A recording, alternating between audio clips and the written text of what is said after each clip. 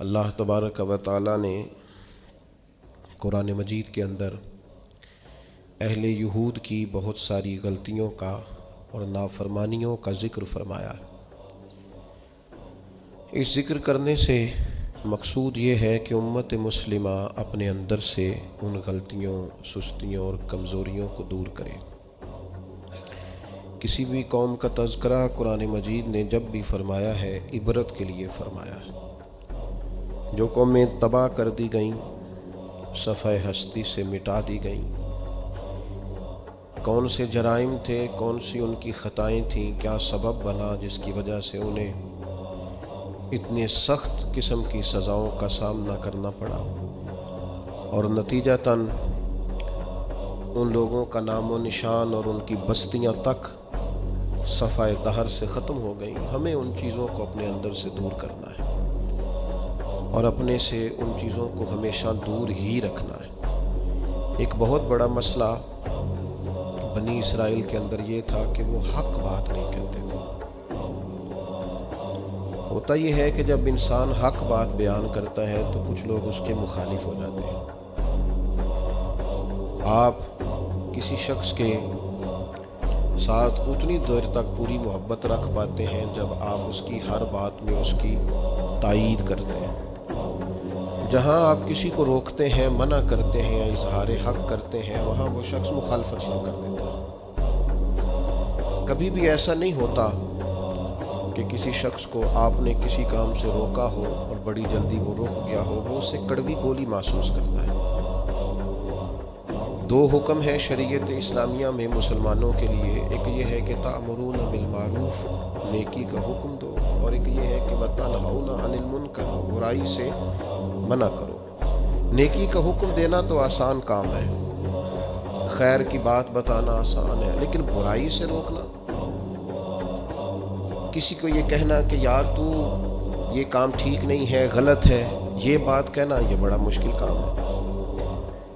हम क्या करते हैं, हमें पूरी खबर होती है, पूरा इल्म होता है कि ये आदमी बुराई में मुब्तला है, और कोई ऐसी बात नहीं, कोई मुश्किल काम नहीं उसे रोकना, सिर्फ इसलिए कि मेरा मुखालिफ हो जाएगा, मेरे बारे में अपने दिल में बोझ पैदा कर लेगा। इस एक छोटी सी लालच के लिए हम इतना बड़ा काम छोड़ देते हैं जिसकी वजह से अल्लाह ने उम्मत को फजीलत वाला बनाया। और बाज़ ऐसे लोग भी मैंने देखे हैं कि जिनके बिल्कुल वो शख्स मातहत होता है, उनका फर्मा बरदार होता है, उन्हें अपना बड़ा जानता है, अगर वो उन्हें रोकेंगे तो वो बंदा आसानी से रुक जाएगा। वो शागिर्द है, मुरीद है, बेटा है, इरादतमंद है, मोहब्बत करता है। आप उसे किसी बात से मना करेंगे, वो गुस्सा भी नहीं करेगा, वो रुक जाएगा। लेकिन वो जो थोड़ी देर के लिए हमें महसूस होता है ना कि हमने तो ज़िंदगी को मुरतब इस तरह किया है कि बस जी में वक्त गुजारना है, अच्छा कह के टाइम गुजारना है, उसका नतीजा ये निकला है कि माशरे के अंदर कमज़ोरियाँ बढ़ गई हैं, गलतियाँ बढ़ गई। आप किसी को मनसब दे दें वो खुश होता है, लेकिन किसी जगह से उसे कहें कि तूने पिछली सफ़ों में रहना है, वो परेशान हो जाता है। खुदा के बंदे, जहाँ तेरे अंदर कमज़ोरी है उसको अगर तू महसूस करेगा तो तेरे लिए बड़ा फ़ायदा हो जाएगा अपनी इस्लाह का, तरबियत का। जिसको जहाँ रोक सकते हैं उसे वहाँ ज़रूर रोकें। आपको पता है हमारे बच्चों में गलतियाँ ज़्यादा क्यों बढ़ जाती हैं? जो वक्त था ना उन्हें मना करने का, उस वक्त हमने उन्हें मना नहीं किया। जो टाइम था उन्हें टोकने का, उस वक्त हमने उन्हें टोका नहीं। जो वक्त था उन्हें समझाने का, उस वक्त हमने उन्हें समझाया नहीं। फिर ऐसा वक्त आता है कि वो गलतियां पक जाती हैं, मिजाज के साथ मुंसलिक हो जाती हैं। फिर हम चाहते हैं कि बच्चों में वो तब्दीली आए, लेकिन उसके साथ बड़ा जुल्म हुआ, वो बेचारा परेशान हो गया। आप कोई जुमला गलत पका लेते हैं ना पढ़ते पढ़ते, तो पक जाता है। ठीक कराना भी चाहे बाद में तो एक वक्त आता है वो ठीक नहीं होता, लेकिन अगर वक्त पे उसे ठीक कर दिया जाता तो वो ठीक रहता। अपनों के साथ प्यार करें, अपनों के साथ मोहब्बत करें, अपनों के साथ आपका रिश्ता खुलूस वाला हो। आप देखिए वो कहाँ गलती कर रहे हैं, वक्त पर उनका हाथ पकड़ें। फसल के साथ जड़ी बूटी उग गए तो मेरे भाई जड़ी बूटी काटना भी लाड ही होता है, वो भी फसल के साथ प्यार ही होता है। बच्चों में, शागिर्दों में, मुरीदों में, भाइयों में, दोस्तों में गलतियां आ जाएं तो उन गलतियों को दूर करना ये मोहब्बत है।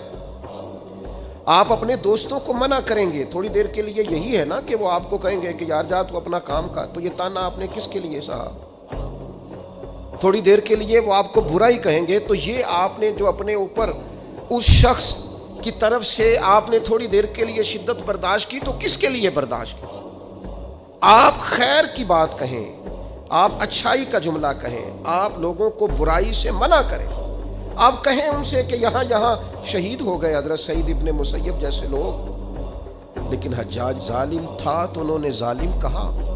بڑی مار کھائی امام احمد بن حنبل نے، ان کا پورا کرتا اور ان کا پورا لباس اور تہمت خون سے سارا بھر گیا، لیکن انہوں نے بادشاہ وقت کو کہا جو تو کہہ رہا ہے وہ ٹھیک نہیں ہے، تو غلط کہہ رہا ہے۔ جنازے نکلے علماء اور محدثین کے جیلوں سے، لیکن انہوں نے کہا حق حق ہی ہوتا ہے، خیر خیر ہی ہوتی ہے۔ ہم بات ہی نہیں کرتے، ہم اپنوں کو منع ہی نہیں کرتے، ہم لاڈ میں پیار میں محبت میں تباہی کرتے جاتے ہیں اپنوں کی۔ جہاں کسی میں کمزوری دیکھیں ہاں سمجھائیں پیار کے ساتھ، قائل محبت کے ساتھ کریں، لہجہ مصلحانہ ہو، تنقید برائے تنقید نہ ہو، لیکن حق بات کریں۔ بنی اسرائیل کا جرم کیا ہے؟ ان کا جرم یہ ہے کہ اللہ تعالیٰ انہیں فرماتا ہے وَلَا تَلْبِسُوا الْحَقَّ بِالْبَاطِلِ، حق کو باطل سے نہ ملایا کرو، وَتَقْتُمُوا الْحَقَّ وَأَنْتُمْ تَعْلَمُونَ، اور جانتے بوجھتے ہوئے حق نہ چھپایا کرو، نہ باطل کو حق سے ملاؤ نہ حق کو چھپاؤ، وَأَنْتُمْ تَعْلَمُونَ، تمہیں پتہ ہے، تم جانتے ہو۔ میرے نبی پاک صلی اللہ تعالیٰ علیہ وآلہ وسلم نے ارشاد فرمایا جب کسی سے کوئی بات پوچھی گئی اور وہ بات جانتا تھا، اسے علم تھا، وہ گواہی اس کے پاس موجود تھی، وہ شہادت اس کے پاس تھی، اس سے پوچھا گیا لیکن اس بندے نے چھپائی، یہ سنن ابو داؤد میں حدیث ہے، اللہ کے محبوب فرماتے ہیں قیامت کے دن اس بندے کے منہ میں اللہ آگ کی لگام ڈال دے گا۔ لو اب تیرے منہ میں لگام ڈال دی اور وہ بھی آگ کی، اب نہ بولنا، چونکہ جب حق بولنے کا ٹائم تھا تب تو نہیں بولا، جب تیری ضرورت تھی، جب تیرے کہنے سے مظلوم بچ سکتے تھے، جب تیرے بات کرنے سے ظالم پکڑے جا سکتے تھے، جب تیرے دو جملے کہنے سے کسی شخص کی زندگی بھر کی جمع پونجی بچ سکتی تھی، تو بولا نہیں، تو آج تو میدان محشر میں آیا ہے۔ تو میرے محبوب کہتے ہیں، حضور فرماتے ہیں رب اس کے منہ میں آگ کی لگام ڈالے گا۔ اقبال کہنے لگے اپنے بھی خفا مجھ سے ہے اور بیگانے بھی ناخوش، کیوں؟ میں کہتا ہوں وہی بات سمجھتا ہوں جسے حق۔ یہ میری مجبوری ہے کہ میں نے ہمیشہ حق کہا ہے، تو اپنے بھی خفا مجھ سے ہیں اور بیگانے بھی ناخوش۔ سب جگہ پہ میں ملامتی ہوں، ہر شخص میرے بارے میں رائے دیتا ہے کہ بڑا سخت گیر آدمی ہے، بڑے مزاج کے اندر شدت پائی جاتی ہے، کیوں؟ کہ کہتا ہوں وہی بات سمجھتا ہوں جسے حق۔ گروپ بنے ہوئے ہیں، گروہ بندیاں ہو گئیں، کلمہ حق کہیں۔ یہودیوں نے جرم کیا کیا تھا؟ انہیں پتا تھا کہ نبی پاک اللہ کے رسول ہیں، اور کتنا پتا تھا؟ اللہ قرآن مجید میں ارشاد فرماتے ہیں یعرفونہ کما یعرفون ابناءہم، محبوب یہ آپ کو اس طرح جانتے ہیں جس طرح بندہ اپنے بیٹے کو پہچانتا ہے۔ یہ جو اہل کتاب ہے نا، یعرفونہ کما یعرفون ابناءہم، آپ کو اس طرح پہچانتے ہیں جس طرح بیٹوں کو پہچانتے ہیں۔ تورات کے اندر انہوں نے آپ کی ساری خبریں پڑھ لی ہیں، ایک ایک نشانی جانتے ہیں۔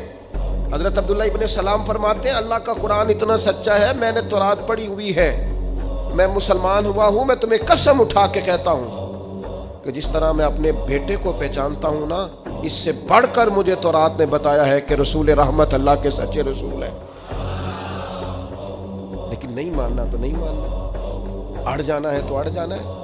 گروہ پرست ہو جاتے ہیں لوگ، حق پرست نہیں ہوتے، پارٹی کو سپورٹ کرتے ہیں، حق کو سپورٹ نہیں کرتے، اپنے گروپ کے حمایتی ہیں، حق کے حمایتی، برادری کے حمایتی ہیں، پر حق کے حمایتی نہیں ہیں، اپنی تنظیم کے، جماعت کے، اپنے آپ کے حمایتی ہیں، حق کے حمایتی۔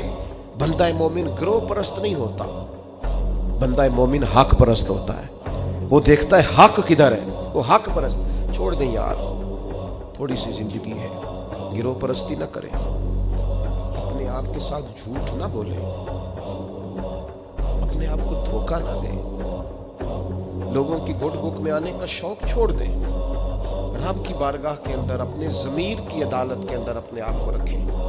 خدا را ساری زندگی اپنی شخصیت کو اور اپنے کردار کے حسن کو چھپا کر نہ گزار دیں، ساری زندگی جو آپ کے اندر ایک مومن بیٹھا ہے، اس مومن کو سلا کے وقت کیوں گزارتے ہو؟ وہ اندر جو نبی پاک کا غلام بیٹھا ہے، جس نے اپنے کریم سے سیکھا ہے کہ سارا زمانہ بھی مخالف ہو تو بات وہی کرنی ہے جو حق اور سچ ہے، اس مومن کو کیوں سلاتے ہو؟ اسے تھپکی کیوں دیتے ہو؟ بچے ہمارے جذبہ رکھتے ہیں حق کا، شوق رکھتے ہیں حق کا، مزاج رکھتے ہیں حق بینی کا، ان کی طبیعت میں ولولہ ہے، جوش ہے، ہم انہیں مداحنت سکھاتے ہیں، ہم انہیں کہتے ہیں نا نا بیٹا گراؤنڈ ریالٹی دیکھو، نہ میرا بیٹا تم نہ بات کرنا، نہ ہمارا کیا لینا دینا، کاروبار ٹھیک چل رہا ہے، دکان ٹھیک چل رہی ہے، ادارہ ٹھیک چل رہا ہے، خبردار۔ اس کا نقصان یہ ہوا ہے کہ ظلم اور جبر کے ڈیرے عام ہیں۔ جب آپ کو حق سمجھ میں آ جائے پھر دیر نہ کرنا ورنہ دیر ہو جائے گی، پھر دیر نہ کرنا پھر اندھیرا ہو جائے گا، پھر دیر نہ کرنا۔ اگر حق کو حق نہ مانو گے، نہ کہو گے، تو پھر اچانک باطل کو ہی لوگ حق سمجھنے لگ جائیں گے۔ پھر تم محسوس کرو گے کہ بہت سارے لوگ ایسے ہوں گے جو اندھیرے میں اٹھیں گے، اندھیرے میں چلیں گے، اندھیرے میں گر جائیں گے، اور اندھیرے میں کوئی ان کا ہاتھ پکڑنے والا نہیں ہوگا۔ اب تو جھوٹ اتنا بولا جاتا ہے کہ لوگ سچ بولنے والے کو اجنبی سمجھتے ہیں۔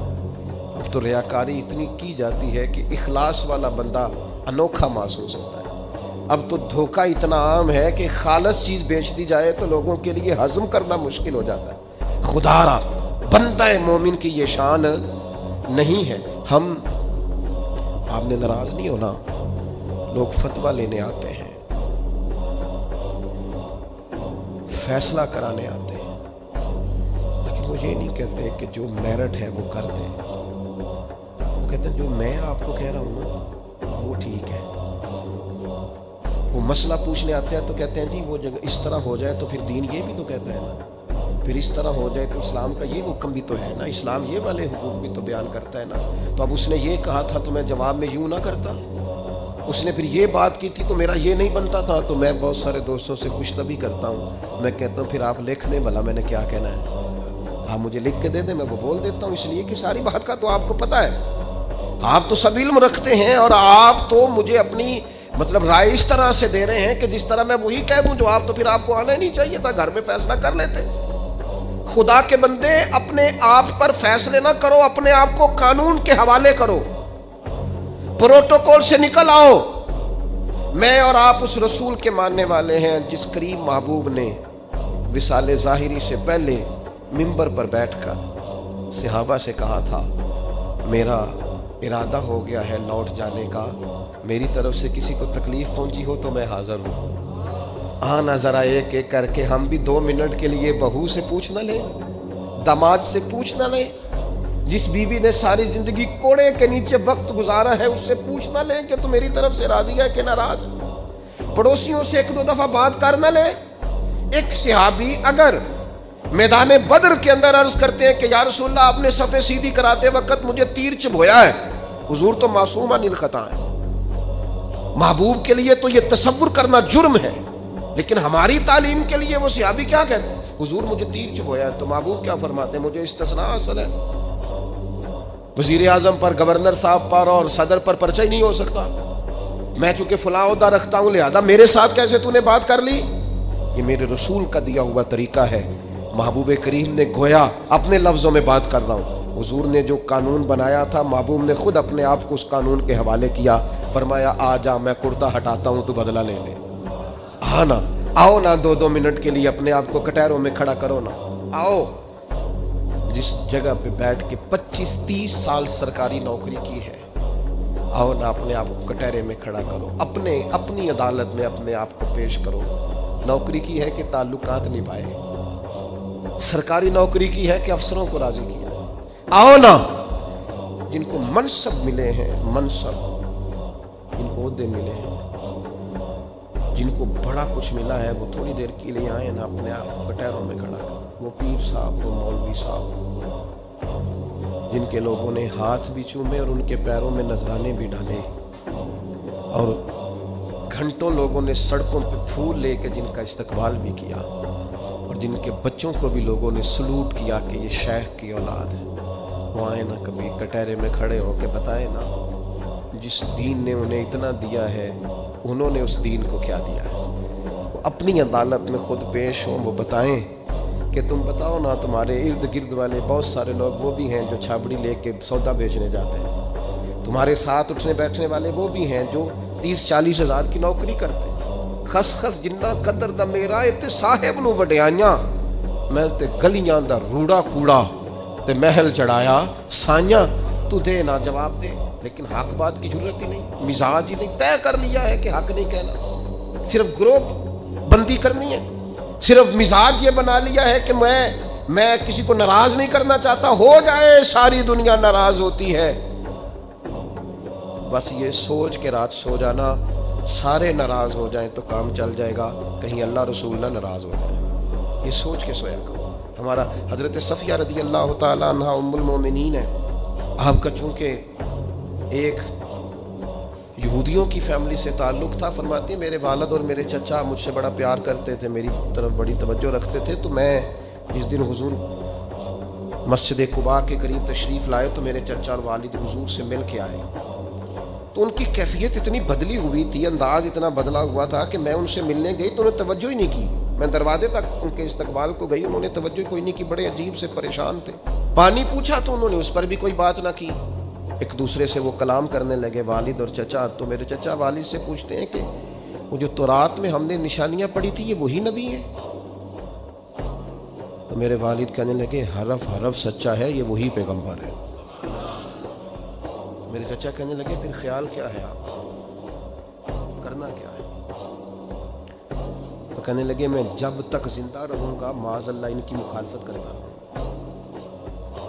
حق پہنچ گیا ہے، اطلاع آ گئی ہے، انشراح صدر ہو گیا ہے، دل گواہی دے رہا ہے سچے رسول۔ حضرت صفیہ رضی اللہ تعالیٰ عنہ ام المومنین فرماتی ہیں کہنے لگے یہ وہی رسول ہیں، ایک ایک بات سچی ہے، ایک ایک حرف سچا ہے، ایک ایک قول سچا ہے، ان کی تو ادائیں بھی وہی ہیں جو تورات زبور انجیل میں لکھی ہیں، لیکن میں ساری زندگی مخالفت کروں گا۔ ہم نے غور کرنا ہے یہودیوں والی یہ عادت کہیں مسلمانوں میں تو سرایت نہیں کر گئی، جس کا ہمیں پورا پتہ چل جاتا ہے یہ حق ہے، ہم اس کے بھی مخالف ہیں، جس کی بات کے بارے میں انشراح صدر ہو جاتا ہے، دل گواہی دیتا ہے کہ بات بالکل ٹھیک ہے، اس کو بھی قبول نہیں کرتے۔ تو اہل یہود کا طریقہ ہے، مسلمانوں میں کیسے آ گیا؟ یہ کب ہوتا ہے؟ یہ کیوں ہوتا ہے؟ کیا چیز وجہ بنتی ہے کہ جب انسان اس طرح کا رویہ اختیار کرتا ہے؟ تو قرآن مجید نے اسے بھی بیان کیا، فرمایا ارأیت من اتخذ الہہ ہواہ، کیا آپ نے اس شخص کو دیکھا ہے جس نے اپنے نفس کی خواہش کو ہی اپنا خدا بنا لیا؟ ارأیت، کیا آپ نے دیکھا ہے من اتخذ الہہ ہواہ، اس شخص کو دیکھا ہے جس نے خواہش نفس کو ہی خدا مان لیا؟ نبی پاک صلی اللہ تعالیٰ علیہ وسلم نے ارشاد فرمایا آسمان کے سائے کے نیچے اللہ کے سوا پوجے جانے والے معبودوں میں سے سب سے سنگین اللہ کے نزدیک وہ معبود ہے جو لوگ اپنے نفس کی خواہش کو معبود بنا کے پوجتے ہیں۔ رب کہتا ہے انہوں نے اللہ کے مقابلے میں معبود بنا لیا، کس کو؟ نفس کی خواہش کو۔ ایک طرف اللہ کا حکم ہے، ایک طرف نفس کی خواہش ہے، چلتے کس طرف ہیں؟ رب کہتے ہیں انہوں نے نفس کی خواہش کو اپنا معبود بنا لیا، اللہ کا حکم نہیں مانتے۔ میں آپ سے ایک بات پوچھتا ہوں، جنازے کو بھی نماز ہی کہتے ہو نا؟ اس کا پورا نام کیا ہے؟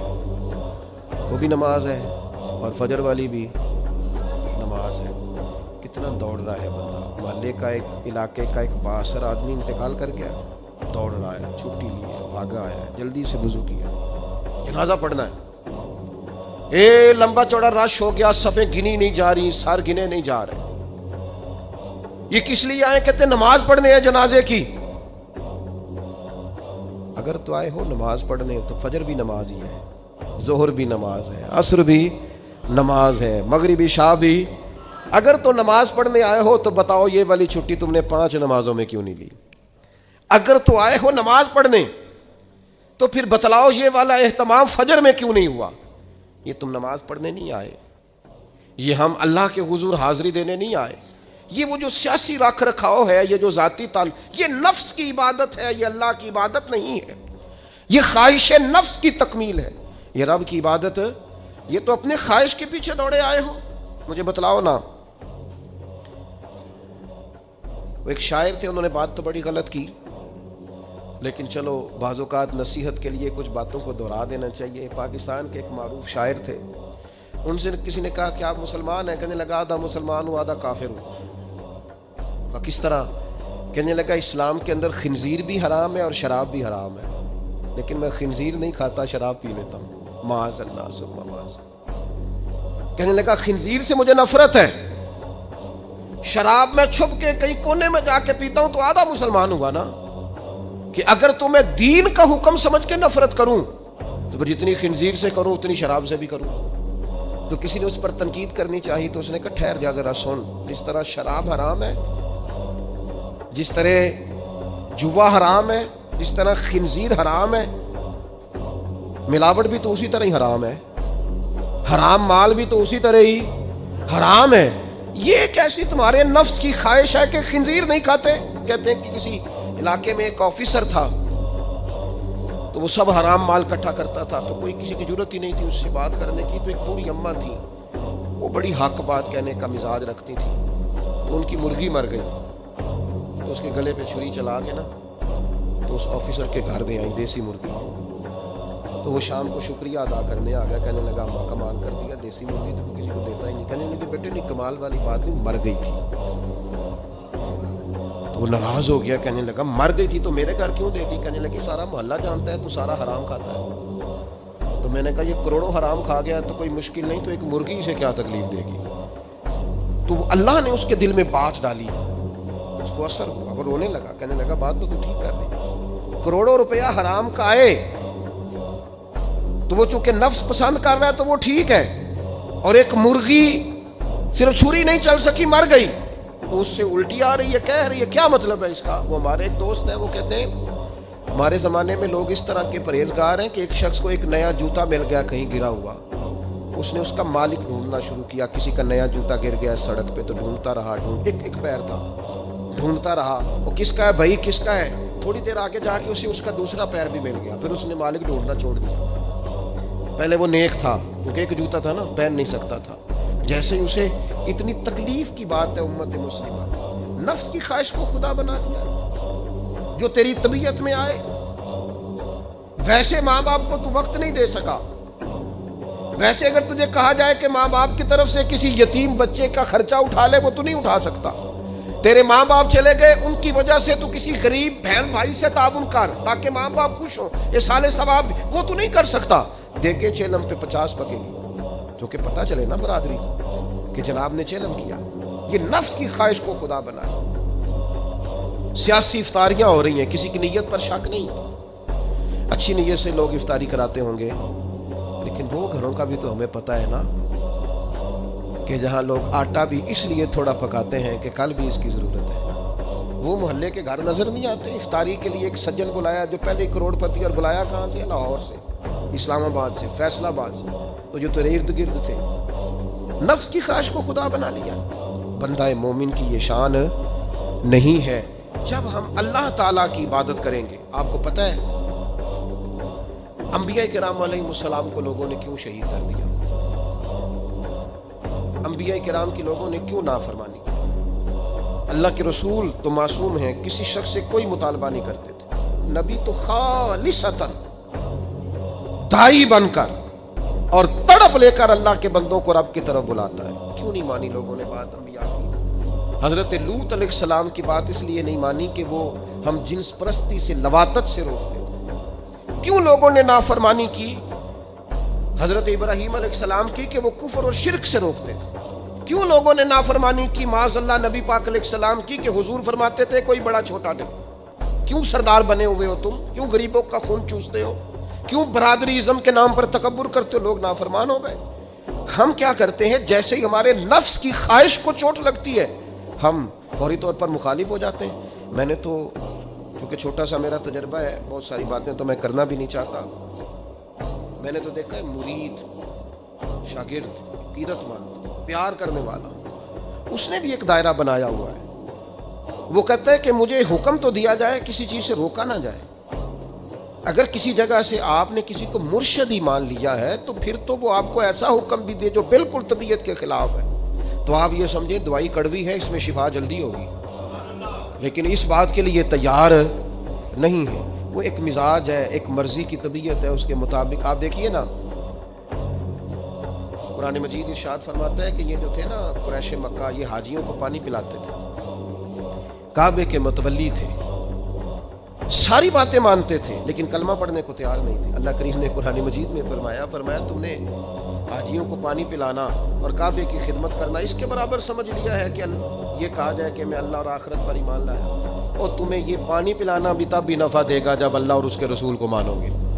لیکن وہ اپنی مرضی کا مزاج ہے نا جی، اپنی مرضی کی طبیعت ہے۔ اپنی زندگی کے اندر کچھ چیزوں پر توجہ کریں۔ نبی پاک علیہ السلام نے فرمایا جنت اللہ تعالیٰ نے مشکلات سے ڈھانپ دی ہے، دوزخ کو اللہ نے خواہشات سے ڈھانپا ہے۔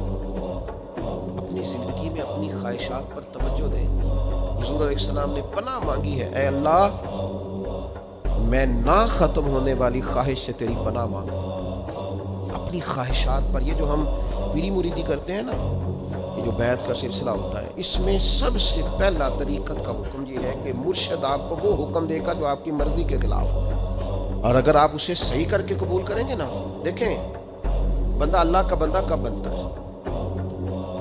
اللہ کا بندہ تب بنتا ہے جتنا مزہ اسے نیند میں آتا ہے نا، اگر اتنا ہی مزہ اسے فجر کے وقت نیند چھوڑنے کا ہے نا، پھر وہ رب کا بندہ ہے۔ اتنے مزے سے ہی وہ اٹھے، جتنا مزہ اسے روٹی کھانے کا آتا ہے نا، اتنا ہی مزہ اسے رمضان میں روزہ رکھنے کا ہے، پھر وہ اللہ کا حقیقی فرما بردار ہے۔ جتنا لطف اس شخص کو اللہ تبارک و تعالیٰ کی دی ہوئی نعمتوں کو استعمال کرنے کا آتا ہے نا، اتنا ہی مزہ اسے اگر اللہ کی بارگاہ میں مجاہدے کا آئے، پھر وہ رب کا بندہ ہے۔ تو اپنے مزاج کے اندر حق کہنے کا حوصلہ پیدا کریں۔ آپ کے دائیں بائیں جو لوگ غلطیاں کریں انہیں محبت سے سمجھانے کی کوشش کریں، اور کچھ تھوڑا سا نا نفس کی مخالفت کا، جو آپ کی طبیعت میں چاہے وہ ہو جائے تو مزہ کیا رہا۔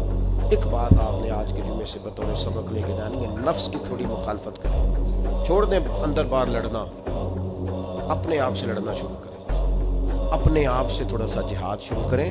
ہمارا سب سے زیادہ مسئلہ اپنے ساتھ ہے، ہمیں کسی نے پریشان نہیں کیا، صرف ہماری اپنی خواہشات نے پریشان کیا۔ آپ خواہشات سے تھوڑا سا لڑیں، ایک ایک دو دو کر کے خواہشات کو چھوڑیں، آپ خود محسوس کریں کہ زندگی حسین ہو گئی۔ میرے ایک سنگی ہیں، کوئی اختلاف ہو گیا ان کا گھر کے اندر، تو میں نے بلایا، میں نے کہا کیا ہوا ہے؟ انہوں نے پہلے سٹے آکھیا، انہوں نے کہا حضور ساری غلطی میری ہے، بڑی کوشش کرنا پر میرا اپنے آپ تے کنٹرول، میرا دل خوش ہو گیا، ورنہ آج کل ساری غلطی میری ہے، یہ تے سوال ہی نہیں نہ پیدا ہونا، میں تے غلطی کراں، یہ کتے لکھے میں ہی تے نہیں کرتا، باقی ساری دنیا کر دی۔ یہ چھوڑ دیں، یہ بہت بڑی بات ہے کہ انسان تھوڑا سا دو قدم پیچھے ہٹ کے کہ نہیں، غلطی تو ساری ڈھونڈتا پھرتا ہوں، اے اقبال میں اپنے آپ کو ڈھونڈتا پھرتا ہوں، اے اقبال اپنے ڈھونڈتا پھرتا ہوں، اے اقبال اپنے آپ کو، آپ ہی گویا مسافر، آپ ہی منزل میں، وما علینا الا البلاغ۔